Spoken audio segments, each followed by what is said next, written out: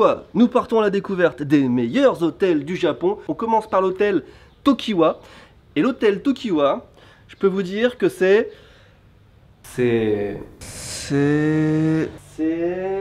L'hôtel Tokiwa, je peux vous dire que c'est...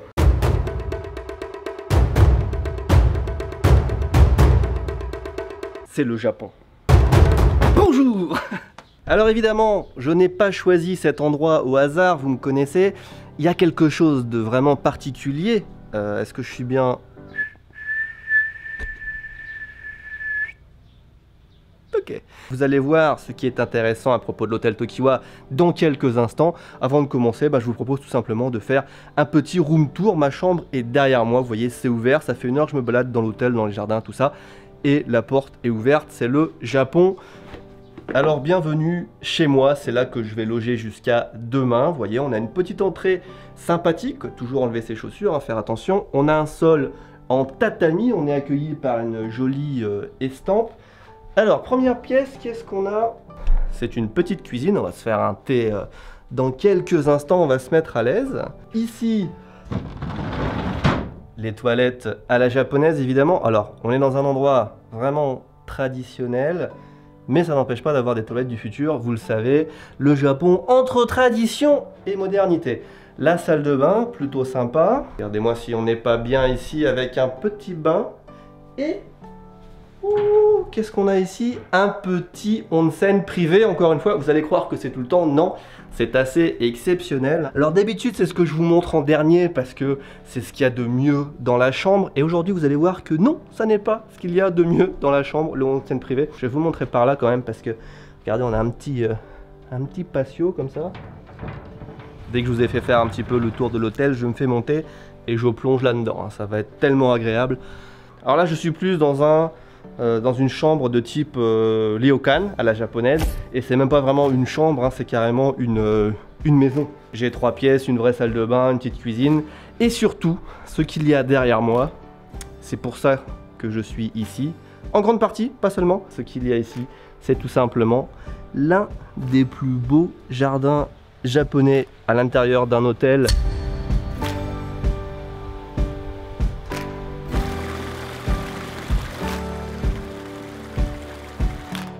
Alors l'hôtel Tokiwa, situé dans la province de Yamanashi, une nouvelle fois c'est la province dans laquelle on trouve le mont Fuji. C'est vraiment l'hôtel japonais par excellence. Et ce qu'il y a de particulier dans cet hôtel, c'est son jardin intérieur magnifique, apparemment l'un des plus beaux du Japon. Mais il y a aussi un petit plus qui a guidé mais pas dans cet hôtel. Cet hôtel est ouvert il y a 90 ans, donc il y a presque un siècle d'histoire ici.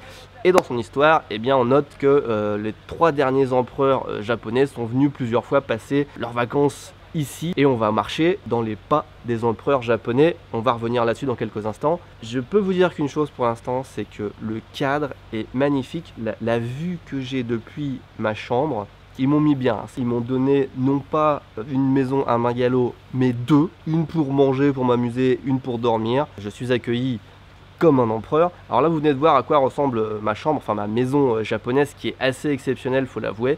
D'ici 2h30 à peu près, on va aller manger le repas du soir dans une autre de ces chambres japonaises qui est assez exceptionnelle. C'est là-bas qu'a dormi l'empereur. Mais avant de faire ça, je vais vous montrer quand même le jardin. Je vais en profiter d'être dans un beau jardin pour vous parler un petit peu du jardin japonais, parce qu'en 3 ans de vidéos sur Ici Japon, jamais je vous ai vraiment parlé d'un jardin japonais, donc réparons ça tout de suite.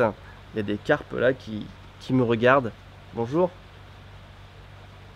Alors un jardin japonais, qu'est-ce que c'est? Eh bien je pense qu'on peut dire que c'est quasiment l'exact opposé d'un jardin français. Je ne sais pas si vous avez en tête les jardins qu'il y a dans les châteaux français, comme par exemple les jardins du château de Versailles. C'est des grands jardins où tout est carré, géométrique, symétrique.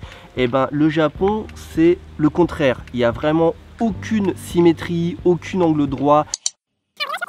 Il n'y a vraiment aucune symétrie, aucun angle droit. On est vraiment à la recherche d'un espace naturel qui ne fait pas vraiment travailler. Donc c'est beaucoup de courbes, peu d'espace finalement, les jardins sont assez petits. Celui dans lequel je suis, il a fait à peu près 10 000 m², ce qui est déjà très très grand pour un jardin japonais, mais on n'a pas ces grandes allées comme ça dans lesquelles on marche. Je pense que le jardin français, c'est un jardin dans lequel on se balade, alors que le jardin japonais, c'est le jardin qu'on observe. C'est un tableau en 3D, et un tableau qui peut se regarder normalement en toute saison. Si vous regardez le jardin en automne, il va être rouge, en hiver il va être couvert de neige, pendant la période des cerisiers en fleurs, il va y avoir des fleurs roses, là on est au printemps, il y a des fleurs un petit peu partout. Chaque saison est un tableau différent, et chaque angle depuis lequel on regarde le jardin, eh bien on a un tableau différent. Ce que vous allez toujours retrouver dans un jardin japonais, alors déjà il y a bien sûr les arbres, la végétation, on appelle ça niwaki en japonais, ce sont les arbres de jardin, typiquement vous savez les arbres en nuages comme ça, un petit peu tordus, en étage comme ça, c'est des arbres qui demandent beaucoup d'entretien. D'ailleurs à l'heure où je vous parle, il y a 3 jardiniers dans le jardin en train de s'affairer à nettoyer, à tailler un petit peu le jardin. C'est vraiment pas le jardin qu'on laisse comme ça à l'abandon, c'est presque au millimètre près même à certains endroits. Donc vous avez les arbres et bien sûr tout ce qui est végétation, plusieurs types de fleurs, souvent basés sur le rose ou le rouge, le blanc aussi. Le jardin japonais compte aussi beaucoup de pierres, je pense que c'est dû au bouddhisme ça, les pierres c'est quelque chose de sacré. Il y a toujours aussi de l'eau, en général sous forme d'un petit lac, d'un petit ruisseau comme ça qui serpente. Et dans chaque petite étendue d'eau comme ça, on trouve généralement des carpe koi, les carpe koi qui sont le symbole de la longévité, de la force, de l'endurance, de la persévérance. La carpe koi c'est l'animal national du Japon, enfin du moins l'un des animaux nationaux du Japon, comme le coq par exemple en France, la marmotte en Suisse, le castor au Canada. Vous avez quoi en Belgique? Le lion. Il vous fallait l'animal le plus fort, quoi. Ça vous suffisait pas d'avoir une poule ou un gardon, non, il fallait le lion. Et à part évidemment ces éléments de base, ce qu'on retrouve dans le jardin japonais, ben, ce sont des petits éléments de décoration, comme derrière moi ce petit pont, la lanterne que vous voyez derrière moi là, ou encore ici, il y en a 2, enfin il y en a même plusieurs dans le jardin. On appelle ça toro en japonais, c'est vraiment un élément qu'on retrouve souvent. Là je vois qu'on a aussi du bambou, et le bambou c'est évidemment vraiment typique des jardins japonais. Qu'est-ce qu'on peut avoir d'autre? Derrière moi vous avez un petit sprinkler qui envoie de l'eau sur la caméra, ça n'est pas du tout typique japonais. Alors une petite lanterne derrière moi. Les lanternes à l'origine c'est pour marquer l'entrée des temples bouddhistes, hein, pour éclairer l'entrée des temples bouddhistes. Et dans les jardins japonais ça fait juste office de décoration. Ah, regardez, là je suis en train de marcher sur un petit chemin en pierre, on appelle ça tobi-ishi en japonais, les pierres sur lesquelles on saute. Typiquement c'est pour passer quand il y a une étendue d'eau, ou alors pour pas abîmer la pelouse, la mousse, etc. Et encore une petite lanterne derrière. Le jardin est vraiment grand et très très agréable parce que, encore une petite lanterne derrière, est très agréable parce que il fait hop, petite lanterne, je vais arrêter de compter les lanternes hein, parce qu'il y en a beaucoup. Un petit temple aussi derrière moi, hop, fait le point là-bas. Sachant qu'il y a aussi beaucoup d'objets cachés dans les jardins japonais, des petites statues, des petites choses comme ça. Ah regardez, ça aussi on en voit beaucoup dans les jardins japonais, une pierre à eau comme ça. Et voilà, ce jardin est vraiment très agréable parce qu'aujourd'hui il fait assez chaud, on est quand même en juin, et il y a pas mal d'ombre, pas mal d'air qui passe, très très agréable de se promener ici. Voilà, je pense que c'est à peu près, on a fait le tour à peu près des jardins japonais. Je suis pas un spécialiste, hein, je pense qu'il y a des gens qui pourraient en parler pendant des heures. Ce que je vais faire là, c'est que je vais aller prendre un petit bain dans mon onsen privé avant d'aller manger, et puis je vais en profiter. Je pense que je vais prendre 2 heures.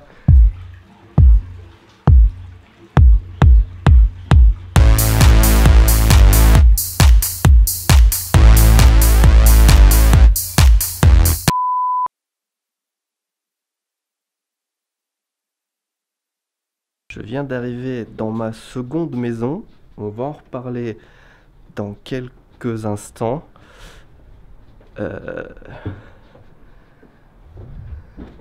C'est assez grand, petit bain aussi ici personnel, et voilà, c'est ici que je vais manger. Alors quand je suis arrivé à l'hôtel, on m'a dit on t'a réservé 2 chambres, enfin deux petites maisons japonaises, et tu peux utiliser celle que tu veux.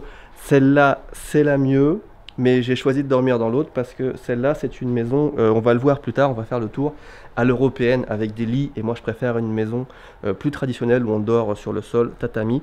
Et du coup, je vais me servir de celle-là juste pour manger. Mon repas va arriver et ça va être, je pense, quelque chose de qualité, rien qu'à voir déjà ce qui est sur la table. Ce qui nous attend ce soir, c'est un repas de luxe, un repas, je pense, digne d'un empereur. Et je dis pas ça à la légère puisque la pièce dans laquelle je me trouve, la maison dans laquelle je me trouve, c'est là que loge l'empereur du Japon quand il vient dans cet hôtel. Alors on va faire le tour de cette maison quand j'aurai fini de manger, parce que c'est intéressant de voir là où l'empereur loge. On est dans la maison numéro 1 avec une vue magnifique sur le parc. On va manger, on va profiter de la vue, on va faire le tour de la maison. En attendant donc repas à mon avis de grande qualité, déjà dans une ambiance spéciale puisque je mange là où a mangé l'empereur du Japon. Les empereurs du Japon, moi je le répète, 3 empereurs du Japon se sont succédés et ont mangé ici.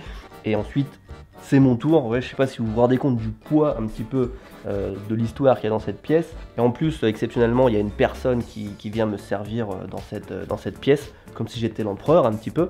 Et j'ai 2 repas. Alors pourquoi 2 repas? Ça m'a un petit peu étonné quand on m'a dit ça. J'ai un repas pour moi pour manger et un repas pour la caméra en fait, pour pouvoir filmer une fois que tout sera sur la table. Parce qu'en général, au Japon, le repas ça vient petit à petit. Donc comme ça, je vais pouvoir profiter vraiment petit à petit au rythme du repas japonais. Sans avoir à m'inquiéter, à avoir tout sur la table pour prendre une belle photo. Alors au début je me suis dit c'est un petit peu dommage, c'est peut-être un petit peu du gâchis, je savais pas trop quoi faire, mais c'est comme ça qu'ils font dans cet hôtel, donc je les laisse faire à leur manière. Et bah du coup à la fin quand j'aurai fini de manger je pourrai aller piocher en face et je vais essayer de pas faire de gâchis, donc je vais me faire 2 repas en un. Je parle beaucoup trop, mangeons. Ah non, pardon, oula, j'ai failli boire du thé, première erreur, le repas japonais se commence par un verre de saké, histoire de se rincer la bouche à l'empereur. Très fruité ce saké. Prune. On va se décaler un petit peu. Comme d'habitude, c'est très difficile d'attaquer un repas japonais pour moi. Pourquoi? Parce que c'est excessivement beau et j'ai l'impression à chaque fois que je commence un repas japonais, bah t'as plus de retour en arrière. C'est un peu comme de casser un tableau, encore une fois. Ça s'appelle un sazae. Ouah, c'est énorme. Ils se foutent pas de ta gueule, regarde ce qu'il y a dedans. Ça là, Akiko elle adore. Ici on a des petites asperges entourées de jambon fumé, excellent. Comme toujours le repas japonais c'est à base de toutes petites portions.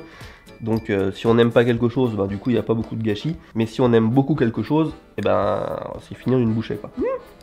Ah ça c'est du saumon. Alors, depuis que je suis au Japon et que je vais dans les hôtels japonais, j'ai mangé évidemment beaucoup de repas japonais. Enfin, je peux vous dire que jusqu'à maintenant, j'en ai pas mangé 2 qui se ressemblaient. Autant au niveau de la présentation que du goût, que des... Qu'est-ce que c'est que ça, on dirait? Regardez par exemple ça, on voit pas ça.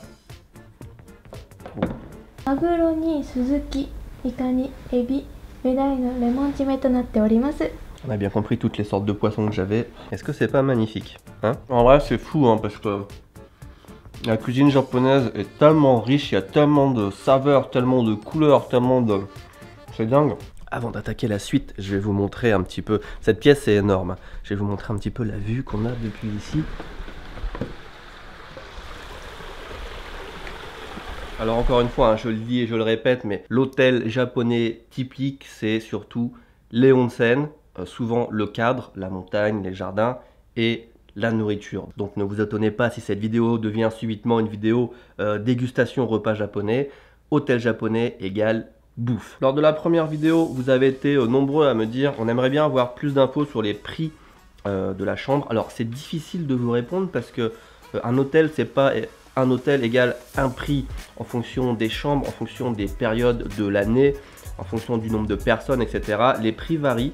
Ce que je peux vous dire ici, c'est que la chambre classique, la chambre de base, qui déjà est très bien, c'est à partir de ces 20 000 yens à peu près par personne, c'est-à-dire 150-160 € par personne, ce qui inclut le repas du soir et le petit déjeuner. C'est pas un petit repas campanile, hein. Ensuite, évidemment, si vous voulez louer une petite maison comme celle que j'ai ou comme celle de l'empereur avec vue sur le parc un petit peu isolé comme ça, c'est pas la même gamme de prix. Je ne sais pas combien ça coûte, on imagine plus que 150 €, hein, forcément.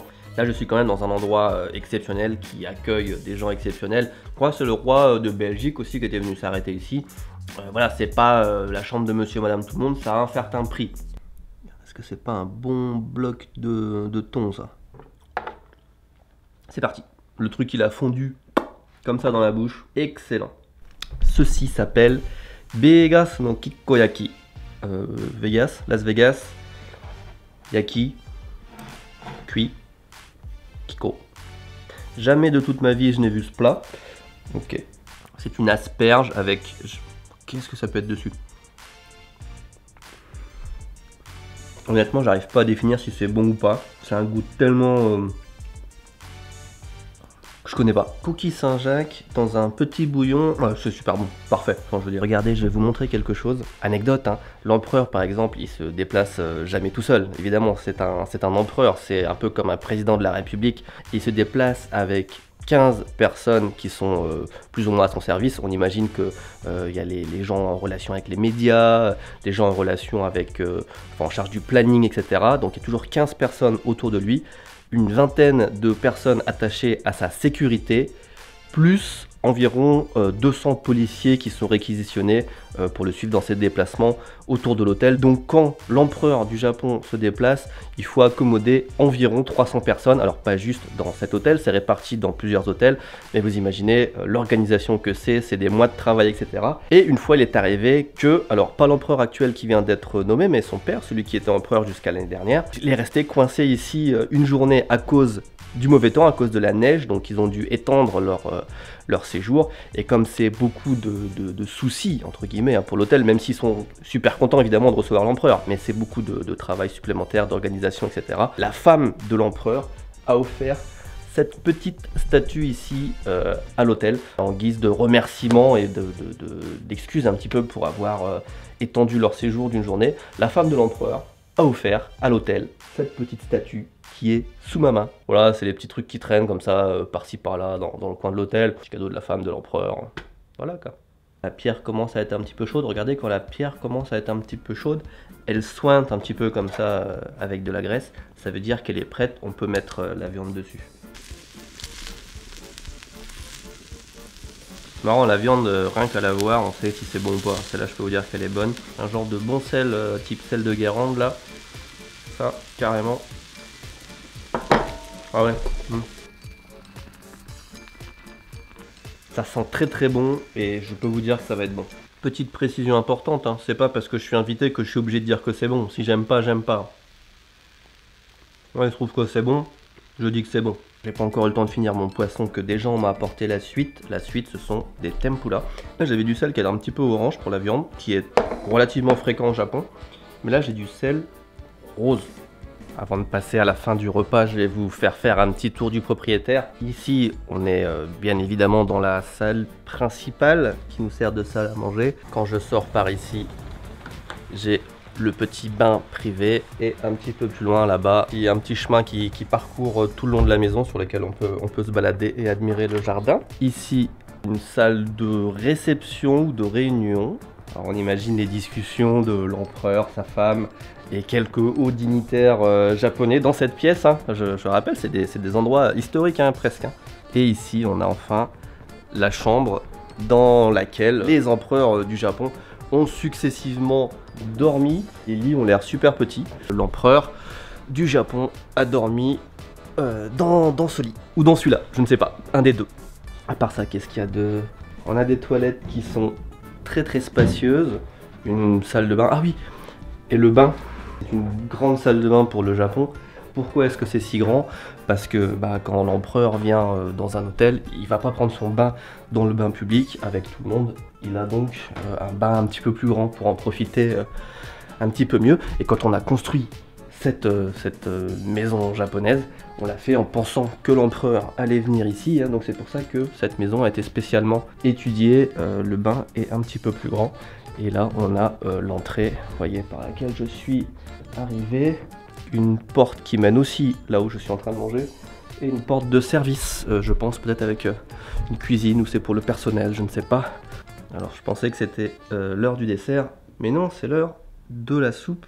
J'ai beaucoup trop mangé, beaucoup trop bien mangé, mais en quantité c'est énorme au final. Hein. On va se finir avec une petite gelée à la cérola, de l'ananas et de la pastèque. C'est marrant, j'en ai mangé au petit déjeuner aussi avant de venir. Celle-ci est meilleure. Après cet excellent et très copieux dîner, qu'est-ce qu'il nous reste à faire? Itadakimasu, deuxième round.